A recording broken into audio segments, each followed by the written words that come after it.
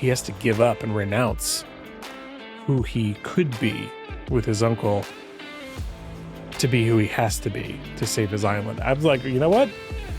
Video games, man.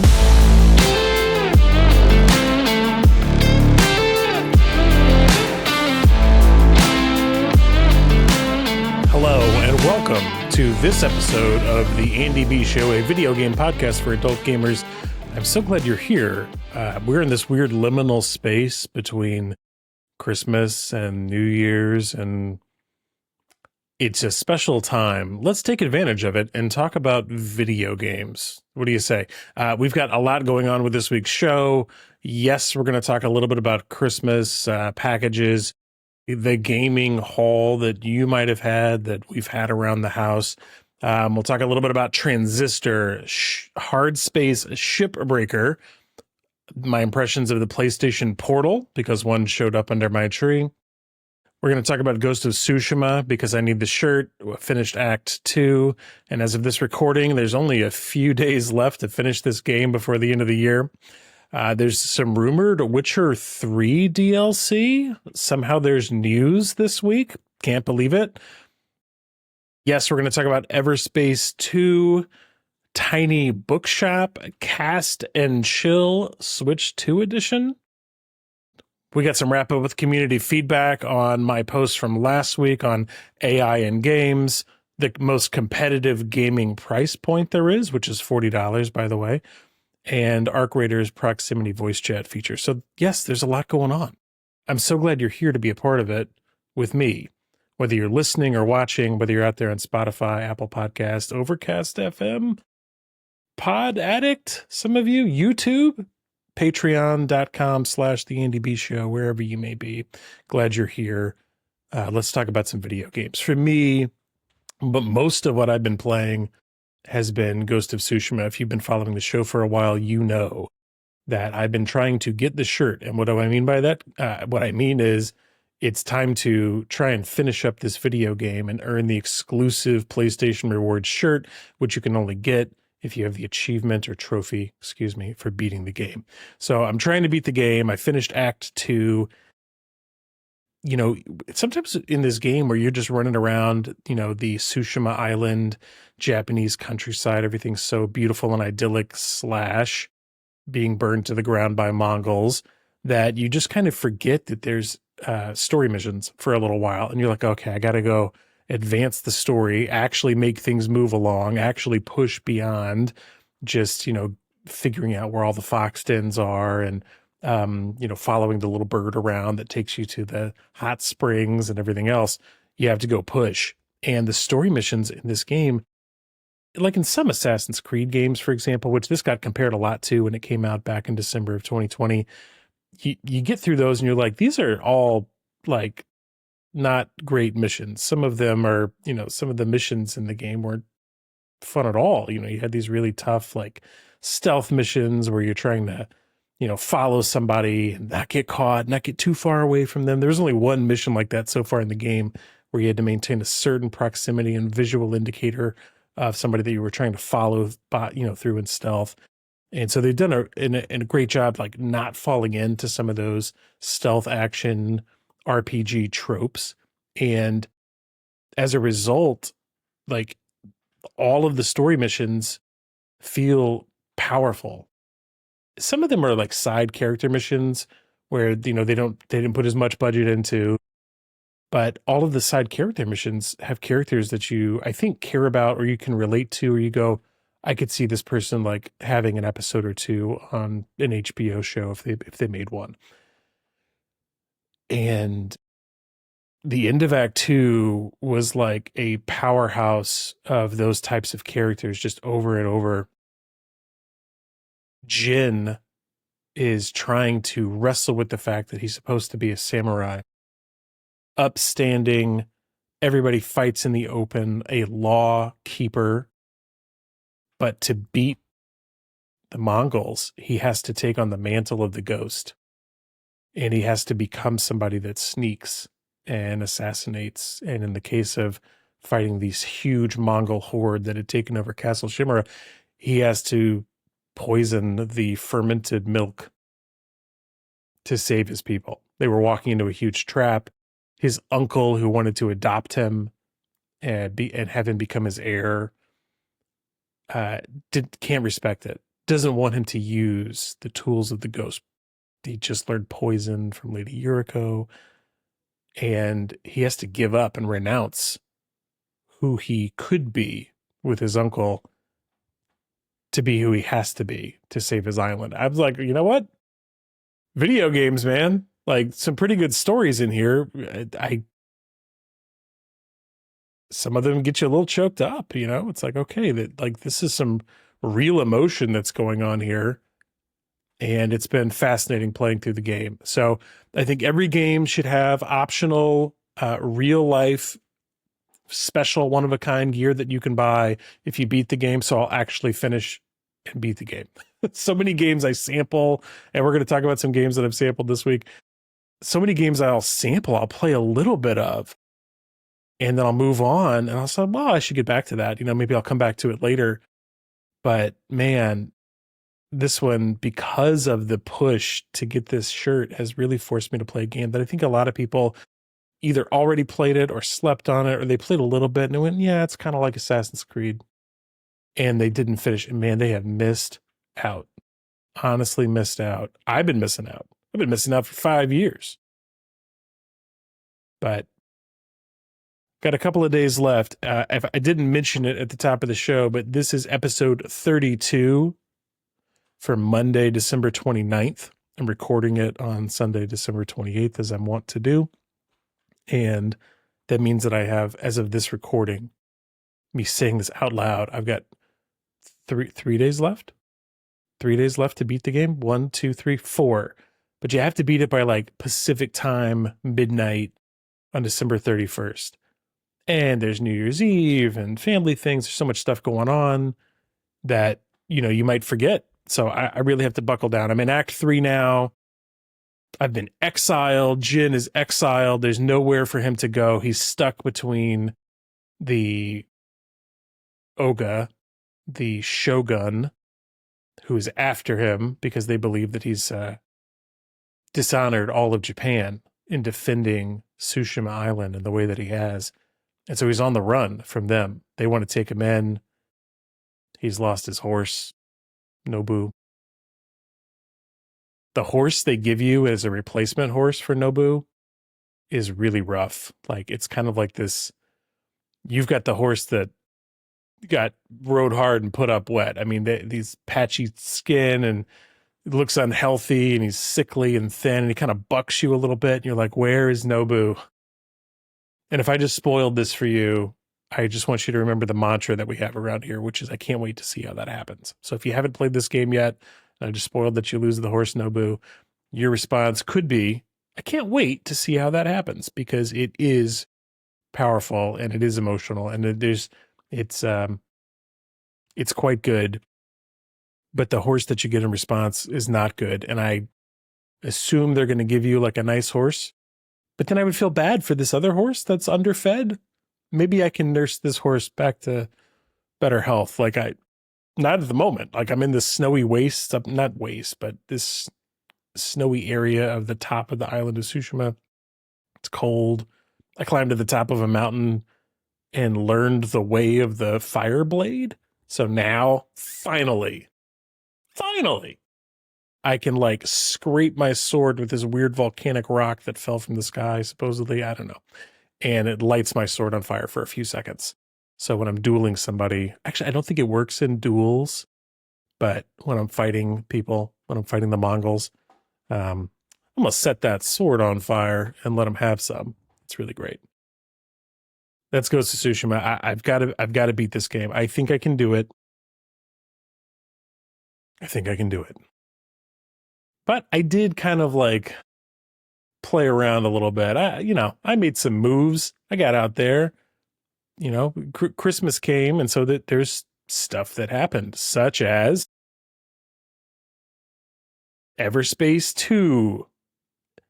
I had, for reasons I'll share in a moment, I had to upgrade, or chose to upgrade my PlayStation Plus to Premium. It was like another $9 or something like that. The again, for reasons I'll explain in a minute, but one of the benefits you get with PlayStation Plus Premium, which I thought was kind of like not a great thing to lock up behind a higher tier of the service subscription of PlayStation Premium, is game trials. And so at the moment, or prior to the moment of having access to them, I was like, that's stupid. Just give me a demo. Like, why are you locking game trials behind, and the streaming and everything else behind this higher tier subscription? But now that I have access to it, I'm finding myself downloading a lot of game trials. And there's a bunch of games on sale. Many of the games that you'll hear me talk about today are probably on sale on PlayStation Network or on Nintendo Switch online. I turned on my Xbox, updated the software, looked around the store, and kind of went, I think I'm good. Like I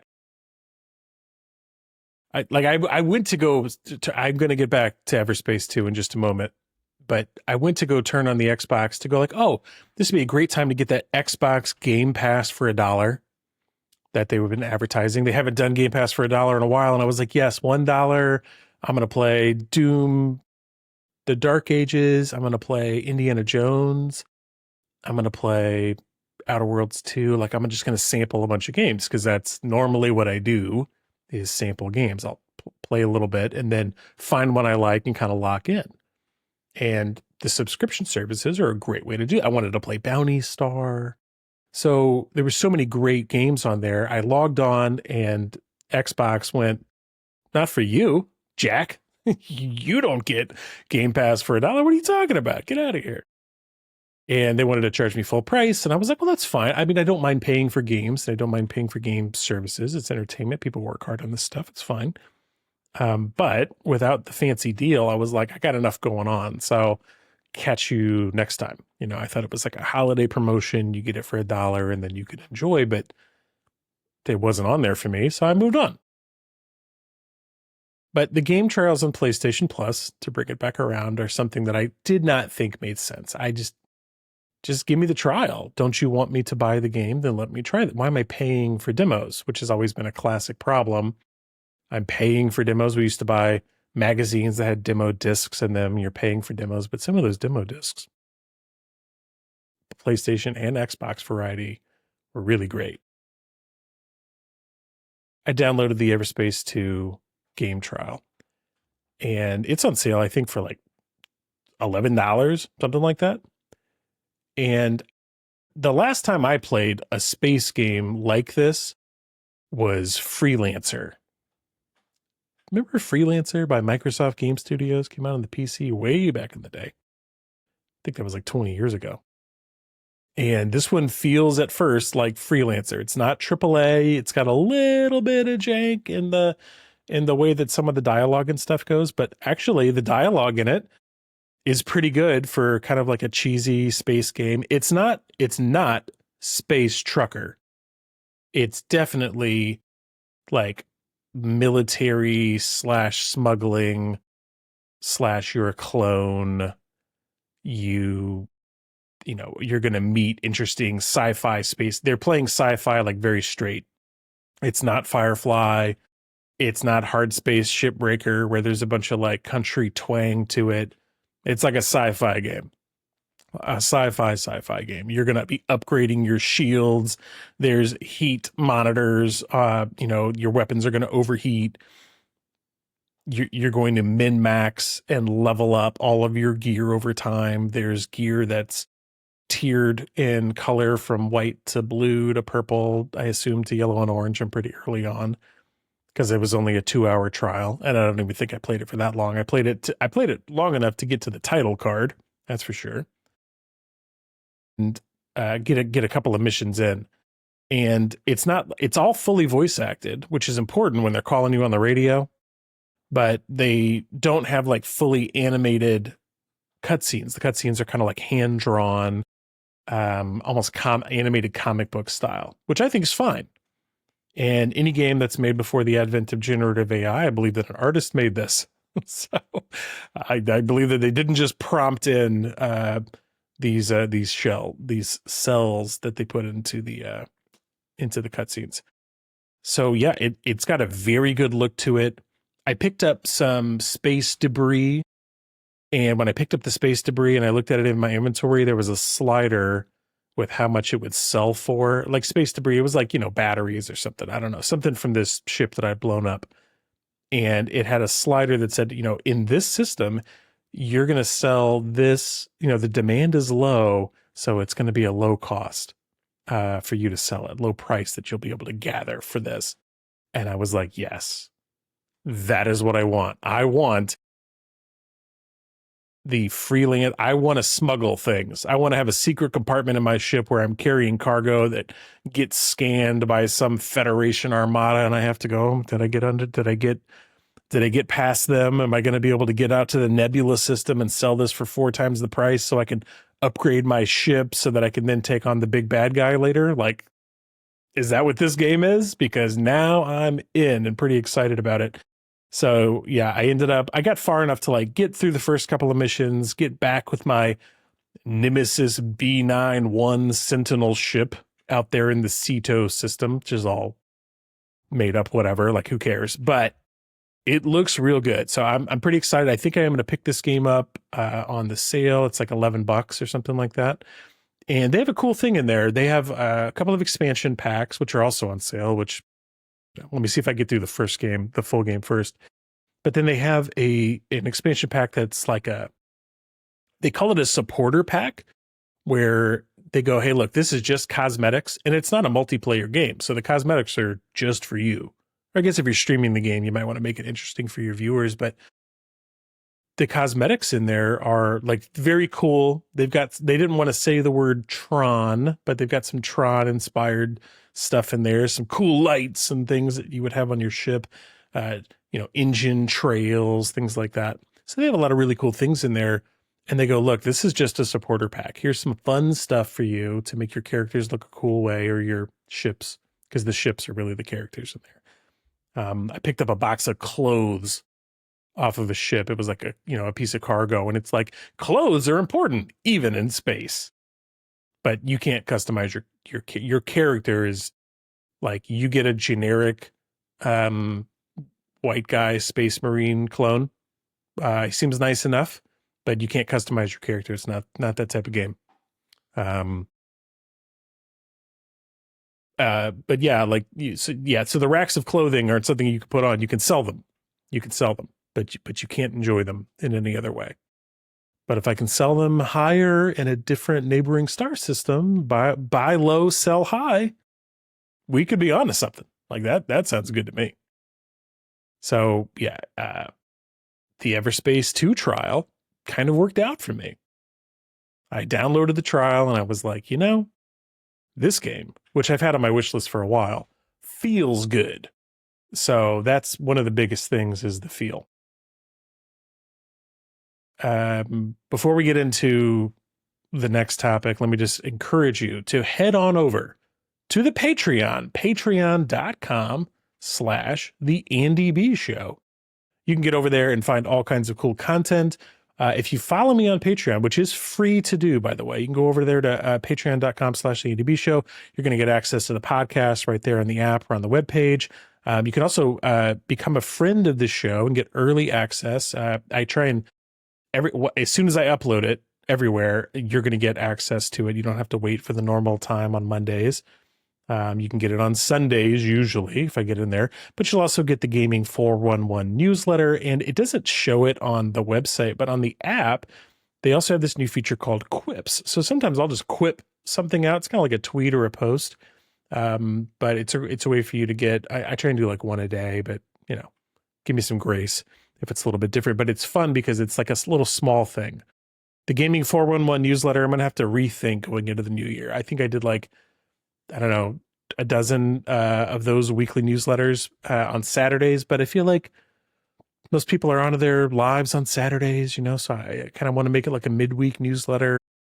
Maybe I make it ad hoc. I'm kind of rethinking that one because I want it to be valuable to you and to me and make it fun. But I like the idea of it doing it weekly still. But the quips have been interesting because it's like, oh, I got another clip from the show I want to share, or here's just a fun thought I've got. I get to share it out. So I like those. And if you like those too, You can follow me there on patreon.com/the Andy B Show. Thank you to the 26 of you that are part of the Patreon now. I really appreciate it. And the friends of the show, really appreciate you. There's some of you out there at the $5 a month tier kind of supporting the show, which is helpful because every time I buy something new, it seems like the show gets a little more expensive to run. I got this new camera, so if you're watching me on the video, you get to see more of this, more of the room, more of this face. But if you just listen, I always make this an audio first show. I'm never going to just play something on screen and be like, well, that was a great video. Wasn't that fun? And then move on. Like, it is an audio first show so that you can listen to it while you're doing something else. That's how I listen to podcasts. But I am investing to make it even better visually. I want it to be both. However you want to watch it. Maybe you want to pick it up. On the Patreon app, it's really neat because you can start watching the video version and then just close the app or, swipe out or close your phone, and then the audio keeps playing. So you can kind of bounce back and forth, whenever you want, which I think is great. So, head on over there for more content from me. I'm going to try and do a little bit more exclusive posts up there, video posts. I did one recently when I got the new camera. I was like, here's how things are going to look first. You get to see it first. Nobody else gets to see it before you do. So I try and do some behind the scenes stuff. I'll try and do a little bit more of that. I'm trying to find what the right balance is on like how much to give as exclusive posts, because I want people to enjoy what I'm putting out there. But I also want to give you some goodies if you're one of the friends of the show subscribers too. Thank you, everybody who's joined me there on the Patreon. Okay, we're going to take a quick break. When we come back, we're going to talk about the PlayStation Portal, hands-on impressions, what I've been playing on it. Is this thing worth it? What's the deal with the PlayStation Portal? Be back in a minute.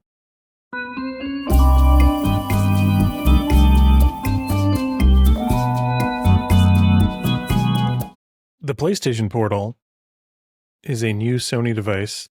I think it came out this year. And it is not a Switch. Let's start there. So it is a screen. There's like 8 inches of screen.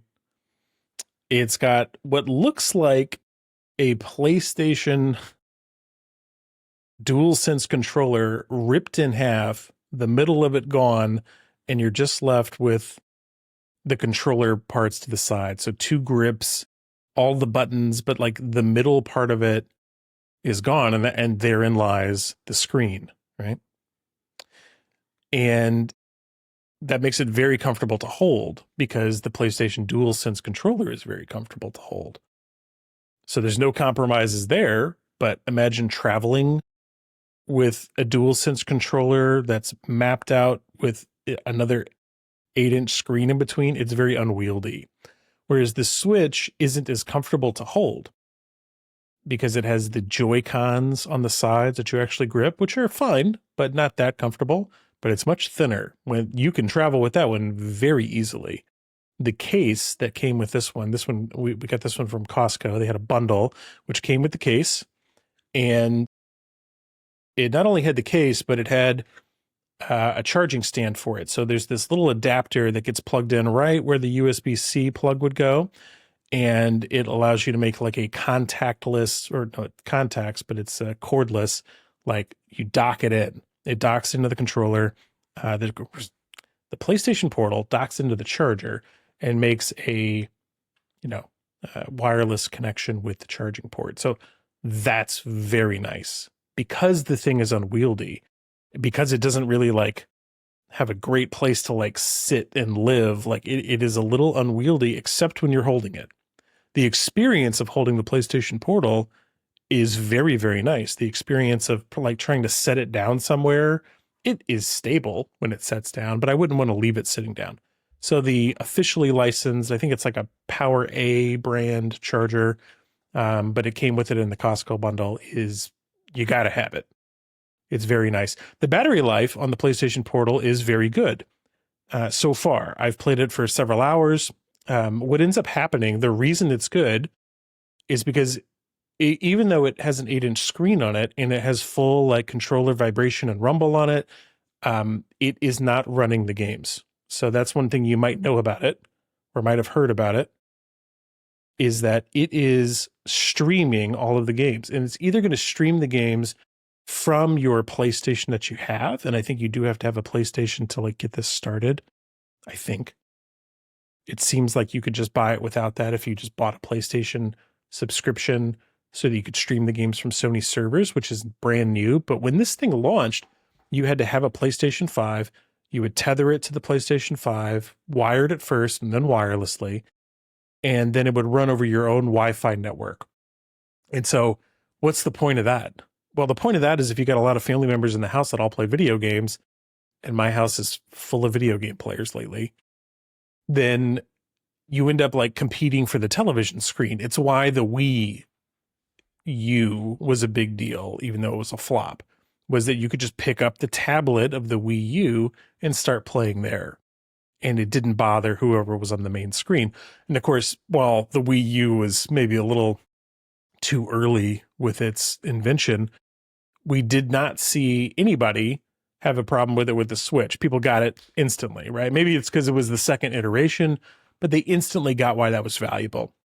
And you could have the kids playing on the Switch and then dad's watching football on TV or whatever.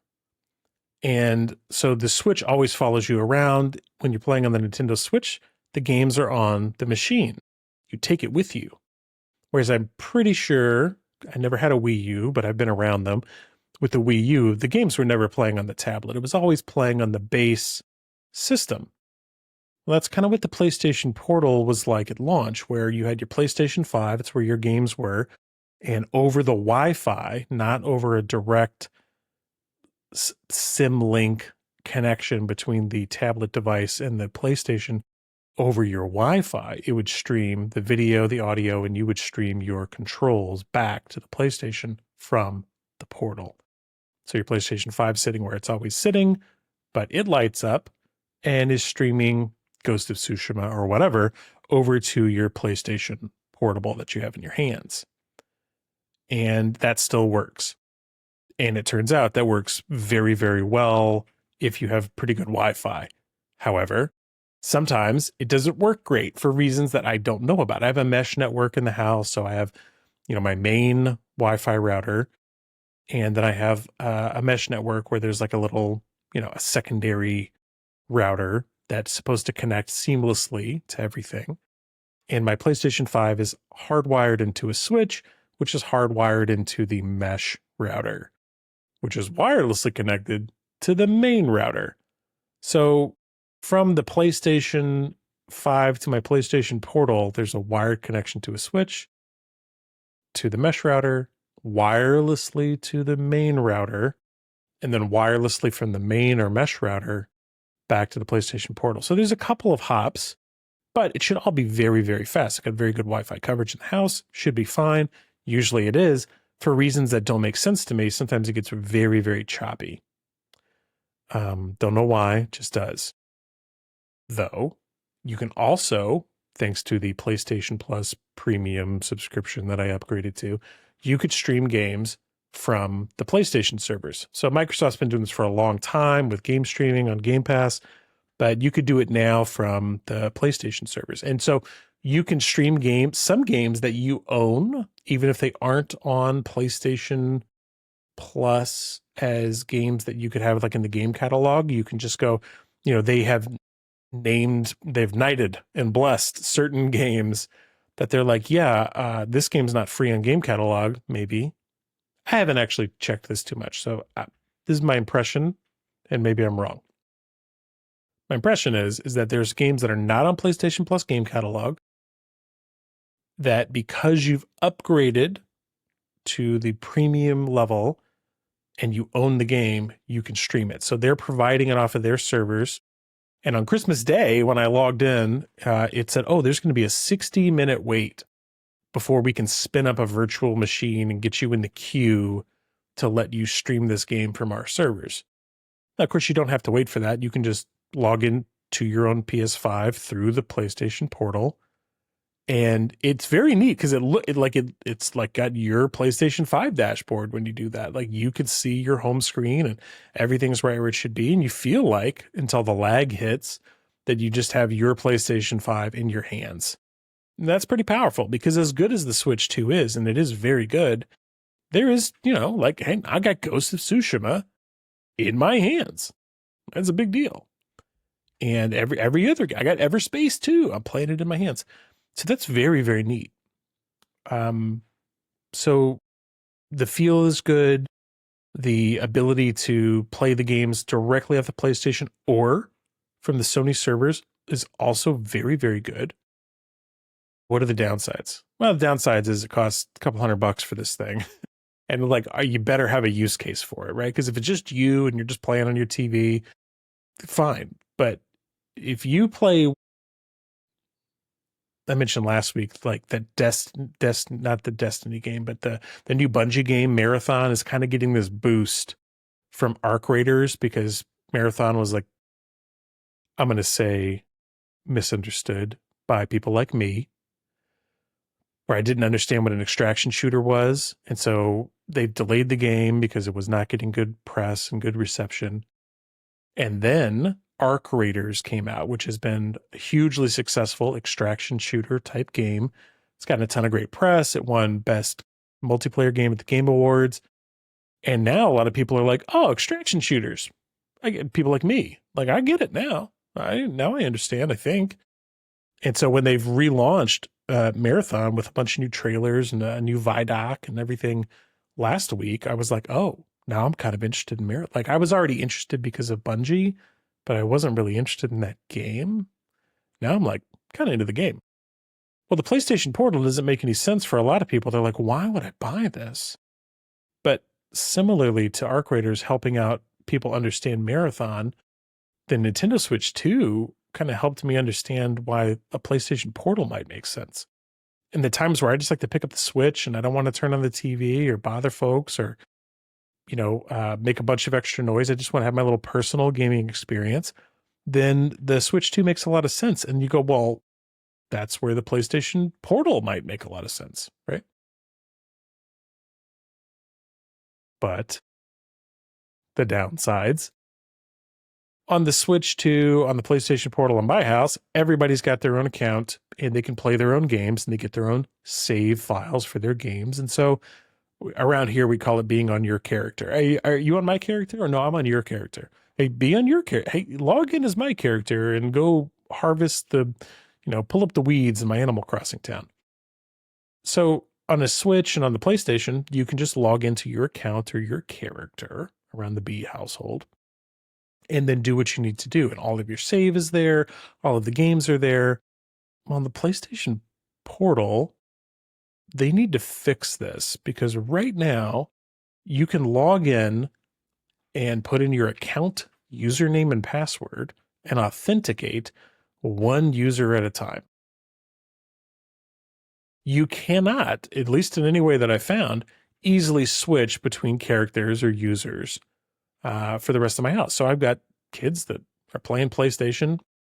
My initial use case for this was I'm going to put the PlayStation Portal there so that they can play Astrobot quieter. Instead of like blowing up the television on Saturday morning with Astrobot, they can have it in the palm of their hand. But they can't do that unless they log out dad's account and then have to know their username and complex 16-character passcode. And their username is their email, and they don't even know they have an email yet. So they don't know what their email is, and they don't know what their password is. I manage all of that for them. And that's a pain in the butt, PlayStation. Sony, please fix this. Like, Sony needs to make it, if they have an account, let me log into all of the users that I have access to on my PlayStation Portal and switch between them just like I do on the Sony PlayStation 5. There's no reason why I can't do that, except that they just haven't done it yet. So my plea through this podcast is to ask Sony to fix that. They really need to fix it. I need to be able to switch between my account, one of my daughter's accounts, on the fly without having to enter in a username and password every time. Terrible user experience. So it's really become Dad's PlayStation Portal as a result because I logged in and they don't know what their accounts are.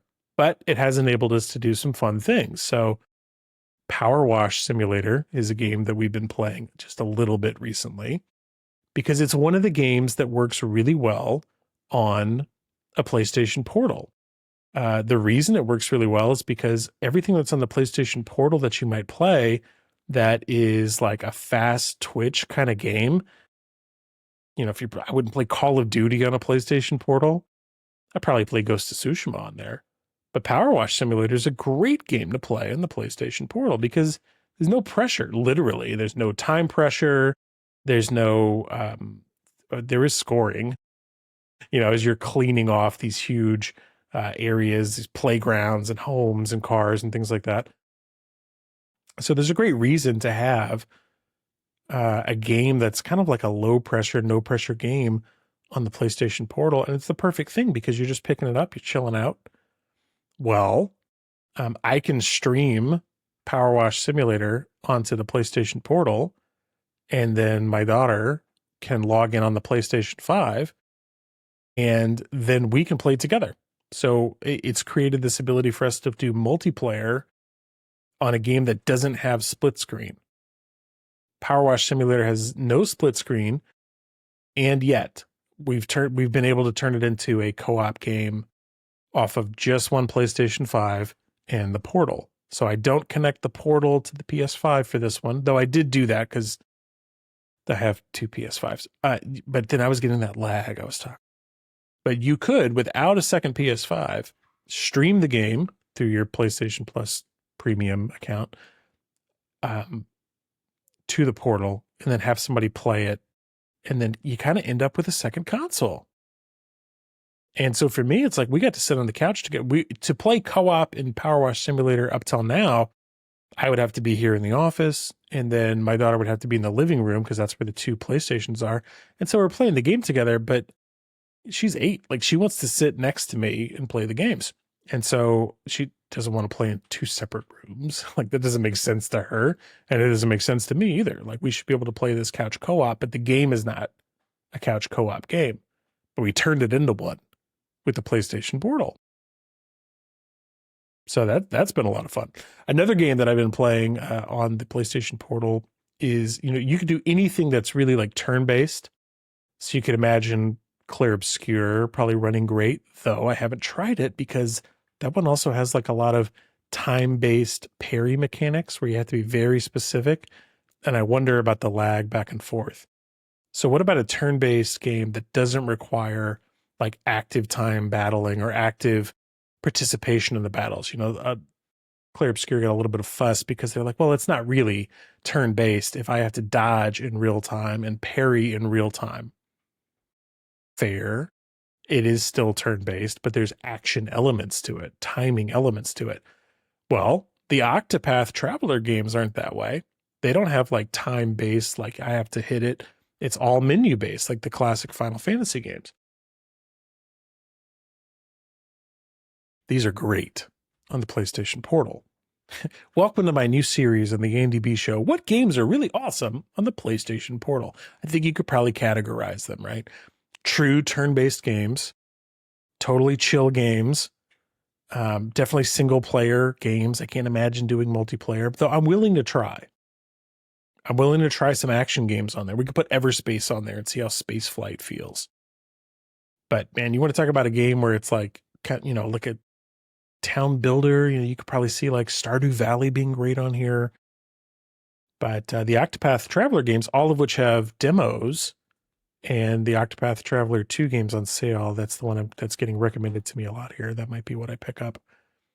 Those are really great on the PlayStation Portal. They look great. They feel great. The sound design is very clear. They have speakers on the top of the Portal, but they're very thin, like very small speakers. It's very difficult to decide that you're going to get great sound out of them. There is a headphone jack, so you can wire in headphones. But if you want to do wireless headphones, you've got to buy into their like PlayStation Link headphone type. You can't connect other Bluetooth headphones because, of course, it's impossible to get low latency wireless headphone connections from anything other than a proprietary Sony format and I've never bought into a proprietary Sony format in my life. Mini disc. Yeah.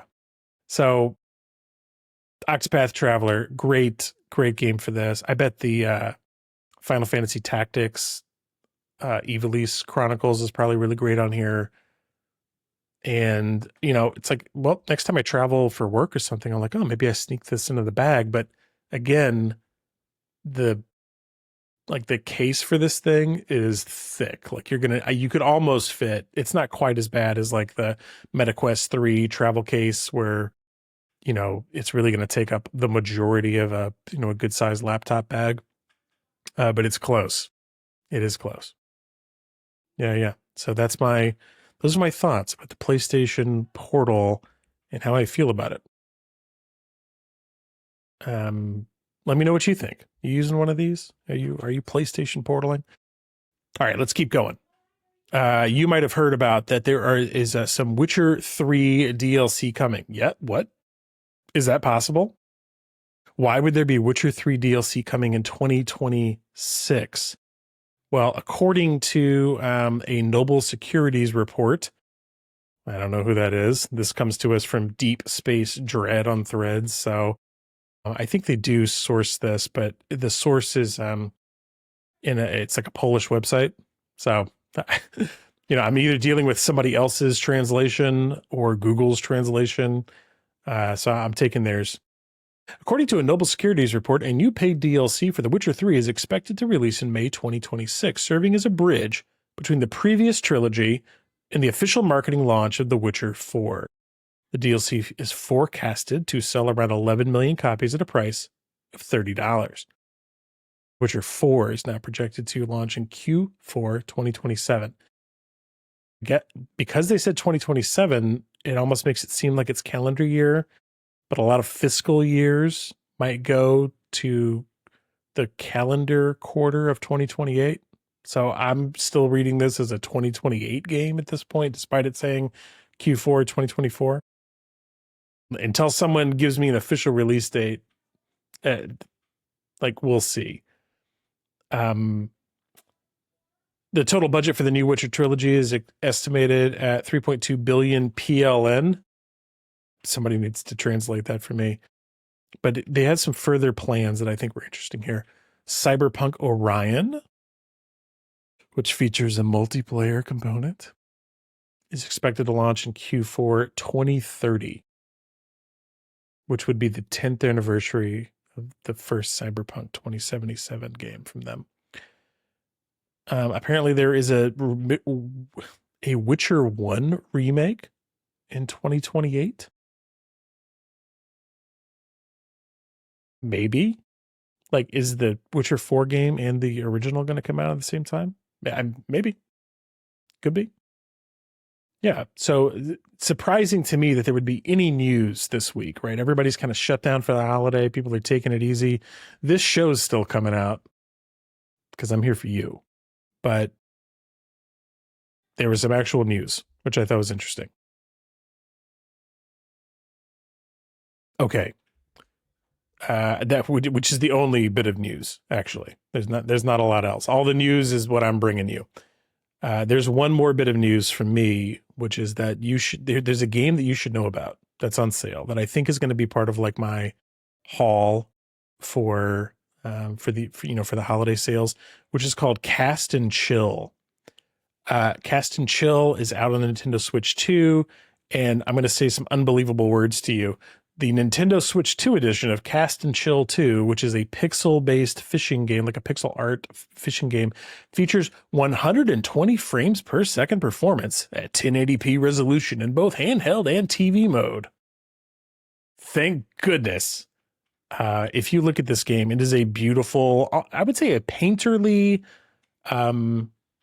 representation of pixel art. It feels like Thomas Kinkade paintings is the word that comes to mind. Is Thomas Kinkade a painter? I think so. It feels like a pixelated Thomas Kinkade series of vignettes. You upgrade your little boat. You can get a dog out there with you. It's got the whole progression system of upgrading all of your gear in any other game, but there's no enemies. You just go out there and fish. And I guess there's co-op. Apparently you can co-op fish with other people, which I think is pretty interesting. Like a lot of other games that include fishing, you've got a whole book of that you could fill up, like, here's where to get these fish. You have to buy a license to go to you have to get certain licenses that you have to pay extra money for to get to certain new lakes and rivers to be able to fish in. And there's just a really cool, chill progression system to it. And it's in the name, cast and chill. You got to do both. You got to do both. So I don't know if this game is anywhere else. I don't care. I'll be buying it on the Nintendo Switch 2 for that 120 frames per second performance. Yeah, Cast and Chill, a laid-back fishing game for folks who'd rather wet a line than break a sweat. Whether you're drifting on a lazy lake, poking around a winding river, or dropping lines in salty blue water, here's a game where you set the pace. So I like that. Yeah, it looks interesting to me. Cast and Chill, that's coming out. A little bit other Christmas haul stuff. I picked up Transistor. I think I mentioned last week I was going to get that $3.99 on the Nintendo Switch store, which is a sci-fi action RPG from the folks that made Bastion, and I've gone on to make Hades, Hades 2, Pyre, which I never played, but Transistor I never played or beat, so plan to. I did pick up Hardspace Shipbreaker, and as soon as that twang came back on, I was so excited. Hardspace Shipbreaker, I talked about it a little bit last week, so I'm not going to go deeply into it, but it is just the weirdest sci-fi capitalism, just taken all the way to the nth degree, where you sign your life away and you sign your DNA away to this company so that you can get a chance to be out there breaking up ships and shipyards to earn enough money to just enjoy the stars. So they kind of, it's almost like they really make it more about corporations than the military, but I know there's a lot of folks that go hey, I don't have any great prospects. Maybe I'll join the military. The military is always recruiting, and they've got all these benefits. Hey, we'll get you free college, free healthcare. You get the VA benefits afterwards. You'll get retire in 20 years. There's a lot of great benefits to entice you to come do something that a lot of people wouldn't voluntarily do. This is definitely not the draw from the military side. It's more of but it has that recruitment, hey, you're going to get all these great things. We're going to take care of you. We care about you because you're an employee of the Lynx Corporation. And so, yes, it's dangerous work, breaking up ships in the space shipyard. Yes, you could die, but death is just a learning opportunity now, thanks to the Lynx technology. They're going to clone you. They'll take a snapshot of your brain and your body's DNA, and they'll just pop out a new clone if you die in space. If you get a little too close to one of those really challenging, nasty reactors that's been decaying in a ship that you're trying to break apart for, piecemeal to get the salvage out of. Yeah. Oh, your space laser cutter that you were using to break the joints and the welds in the spaceship accidentally hit the reactor and you got blown to smithereens. No problem. We'll just respawn you and then charge you for it. And you are instantly $63 million into debt by signing up this huge terms and conditions at the beginning of the game. It's so dystopian. It's really great. And this is another workman's kind of game. There's no enemies. You just have this corporation you're working for. You wake up and they go, payments are due. Well, good morning, shipbreaker. I hope you're ready to make your payment on your loan today. They own you, and you all you need to do is make enough money to get out. And do you think you can? I don't know. You have to buy your ship up, your gear upgrades from them. You have to make sure that you are constantly making payments and not doing anything you shouldn't do. So there's a little bit of subversiveness. I don't know how far that goes. It's mostly about the ship breaking. They're pretty honest about the fact that this game's about breaking up the ships and getting the credits for it. But I think that there's probably some twists along the way. This game came out a few years ago. As of the time of this recording, it's still on sale. Finally, it's been $39.99 for a year straight on PlayStation, and it's $11 right now, $12, and I was so glad to get it. So I'm having fun with Hardspace Shipbreaker. If you play this game, let me know. Curious. Curious to find other people that are also playing this game. And the other thing that's coming out of the Christmas haul is one that I got for Mrs. B. And it is called Tiny Bookshop. Tiny Bookshop. Tiny Bookshop is a game that is about you and your tiny bookshop. Shocking. I think it might be a cozy game. I don't really want to get into the definition of what makes a cozy game because I'm not an expert there. But I will say that it seems like a chilled out game, but you absolutely have a ton of like activities, and it was almost too much. Like this game for the developers of Tiny Bookshop, they gave you your first day. You pull up to this idyllic little, coastal town. You unload, you pop open the doors onto the trailer that you drove in with, and you have like 15 books in stock, and you put your little sign out, and people come up and they buy books from you. And they'll ask you, like, hey, can you recommend a book? And based on what they like and what you have in stock, maybe you'll find a match. And so that's just the start of these little quests that you have to like improve how the shop is going, help out the townspeople. But man, there's almost too many tutorials right at the beginning, and you almost lost Mrs. B. It was very close because the first day is very simple. You pull up, you sell a couple of books, you have a couple of questions with customers, you meet a couple of people, and then you close down for the night. And then they introduce like 4 tutorials in a row before you can start the next day. I was like, you got to do one tutorial. You almost lost her, but they didn't. And now she's played 20 hours of this game since it came out on Christmas Day. So it's been 3. So she's playing like 5 to 6 hours a day of this game. She's on break from school and work as well. So it's the time to play a lot of games. I'm not judging. I'm actually very happy that she likes it. This game is on sale. I think it's only 20% off of $20 though. So for $20, it's like just go buy it if the type of game appeals to you. So Tiny Bookshop has been really great around the B household. Been pretty happy with that one. And now we have to rank some games. Because you may know, we rank games around here, and the way that we rank them is on the likelihood that I'm going to get back to them. Because as a game sampler, as somebody who likes to play a lot of different types of games, and has a lot of these subscriptions, I end up playing a bunch of different games. And I made this sheet due to show feedback, really. People were like, well, what games have you played? And, where are you going to play them next? And so this is a sheet, which I'll describe to you if you're listening on the audio version. It's like a Google sheet. It's public. I should just start including the link in the show notes so other people can see it. Maybe I'll let them comment on it. I don't know if that's a good idea. Maybe. But it's got 41 games on it now, though I'm about to add a bunch based on the haul that we just talked about. And I just like to rank them based on the likelihood that I'm going to get back to them. It's been fun over the last 3 months, kind of creating this digital trail of what games I'm playing and what games I might get back to. And I think I find it kind of fun. So new games that we've added to the list that we're going to rank today include Tiny Bookshop, Transistor, Everspace 2, Tricky Towers, which I haven't talked about, but it's an older game that is like a multiplayer Tetris, but it's got physics in it. So you're trying to stack the tower up or out and then up. And depending on how you stack it, the pieces can fall off, and then it can make it very difficult to keep moving. It's a fun multiplayer game. I played a little bit last week of Splitgate Arena Reloaded. We got Cast and Chill, the Nintendo Switch 2 edition, and then Power Wash Simulator. So those are the new games that we've got for the week that we're going to rank, and then we'll see where we end up with our top 5.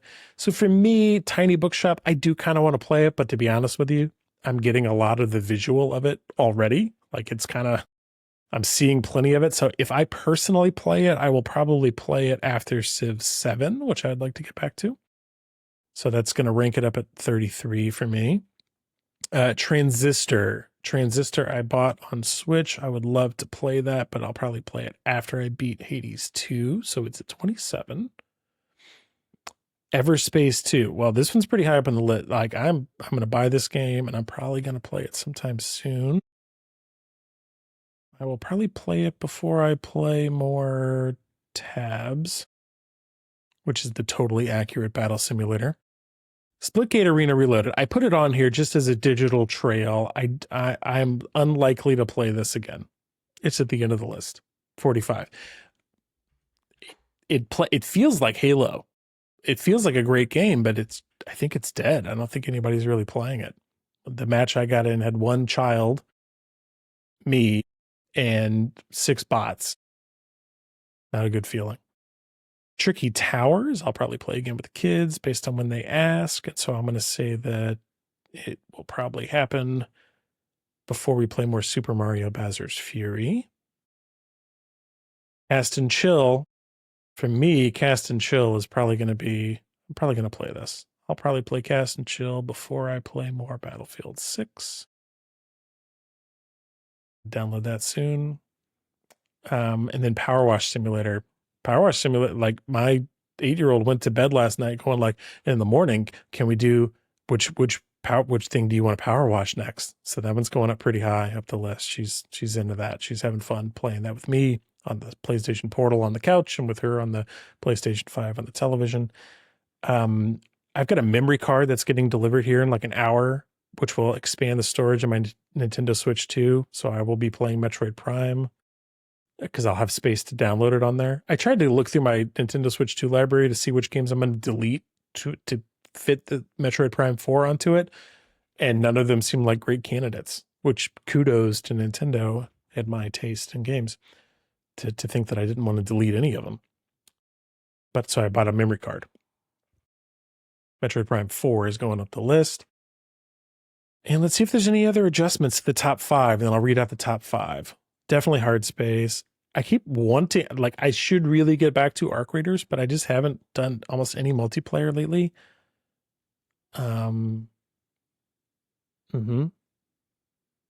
There's our new top 5, folks. Here it is. Starting at number 5, Cast and Chill, Nintendo Switch 2 edition. Number 4, Hardspace Shipbreaker. Number 3, Power Wash Simulator. Number 2, Metroid Prime 4. And the number 1 game, with just a few days to go to get the shirt, is going to be Ghost of Tsushima. I should really get back to those games. And I'm going to, very likely in that order. That's the show, everybody. No, it's not. It's not the show. We're not done yet. We've got community spotlight. I almost forgot. What an incredible turn of events. I can't. Huh. You got to stop. You got to stop me. All right, let's back it up. Let's do community spotlight, and then we'll be done with the show.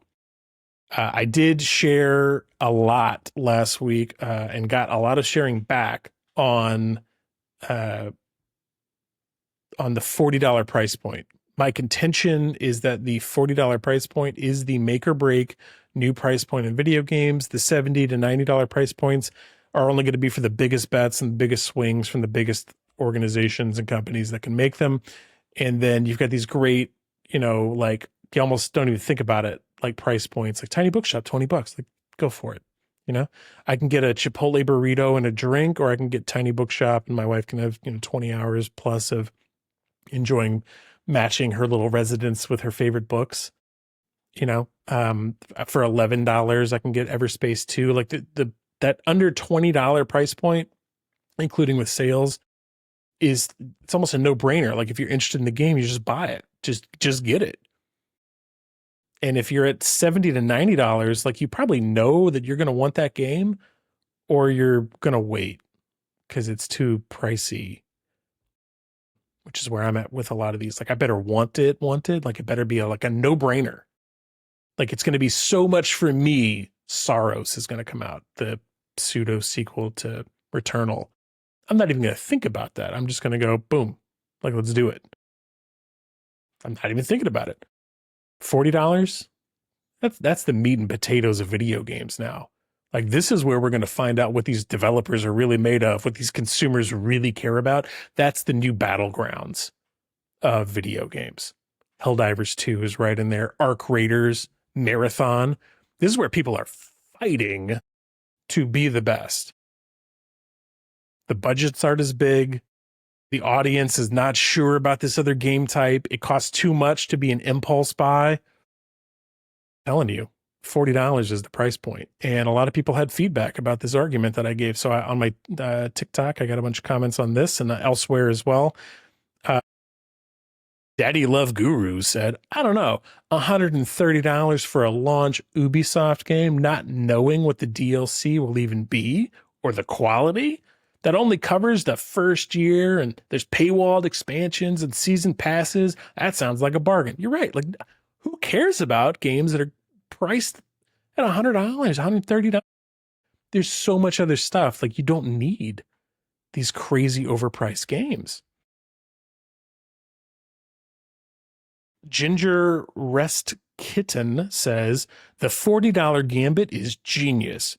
People are saving up $90 for games nowadays anyway, and they feel so good buying a game that cheap at $40 that the $50 difference immediately burns the hole in their pocket and it slips right over to the developers. If they don't like the game after a day, the $40 isn't even worth griping over a refund. It's not like it's $90.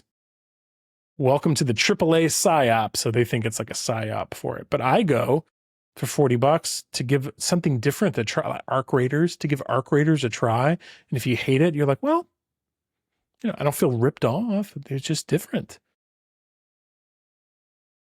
John Mathis says, I think the difference is how predatory the paid items are. Helldivers, for instance, you can get literally all of it for just the initial price of the game. Whereas other AAA companies want $70 and then $20 to $40. That's right. So there was a ton of great feedback there and elsewhere about the $40 price point. I think that is where it's at. Someone else mentioned about Arc Raiders, and I just wanted to comment on it. Where is it? Where is it? Oh, yeah, this was on the YouTube channel.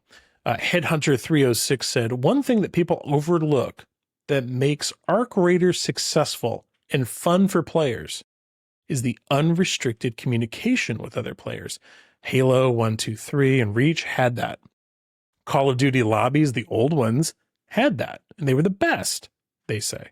They go on to say, if you couldn't talk in Arc Raiders, or if you could only talk to your squad in Arc, it wouldn't be as fun. Being able to say whatever you want to whoever you want takes a game to another level. It's fun, it's funny, it's infuriating sometimes, and without it, Arc wouldn't be as popular.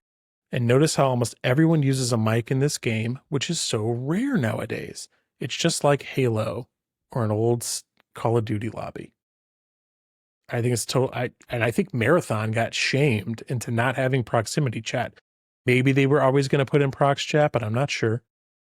And it's a win. And the old lobbies used to be great. They also used to be like weird hellholes too. You'd have people that are like racist, sexist, saying all kinds of horrible things. But now so many games have like machine learning algorithms, like listening to the chat. They tell you, they're like, we're listening to your chats and you have to be nice. You don't have to be nice, but you can't be, you know, a weird, hateful person or they'll boot you from the game. So there's some like content moderation that's going on that's enabled by machine learning that we never had before, that keeps people that are just like hateful people, they're saying, or just not, maybe they're not hateful, but they're saying things to get a rise out of you. And it's like a kid saying, you know, they learned some words in the playground. They're saying the most horrible things they can. That's what used to be in the Call of Duty lobbies too. So you'd have the most chill people you could find. And then you'd also have people that were like, I don't think you should be allowed to talk online ever, based on how you're talking. So there was a little of both. But generally, I think that most of that is like, they'll tell you, they're like, yeah, you're communicating on our servers. Like, be nice, be respectful. And I have found that most people are, when we're in open mic games nowadays. That's not always true. It's not always true for everybody. So I don't want to minimize it for the folks that are like getting, you know, bent in there. But I thought that was neat. And I think the open communication is a big deal. And at that $40 price point, I think that's where the competition's at. So if I mention a game to you today that's under $40, you should buy it immediately. I don't know. I don't know if that's true. Use my discount code to buy all games under $40 immediately. Thank you for listening to the show today, everybody. I hope you enjoyed it. I hope you have a wonderful holiday season. Happy New Year. The next episode of the Andy B Show that you hear will be in 2026. I can't believe it. I'm so glad you're here as part of the show. There's so many of you listening every week and coming back every week. It's really made It's just such a special part of my year, being able to share my interest and hobby in video games with you. Thanks for being such a big part of it. Have a great week. We'll see you next time. Bye.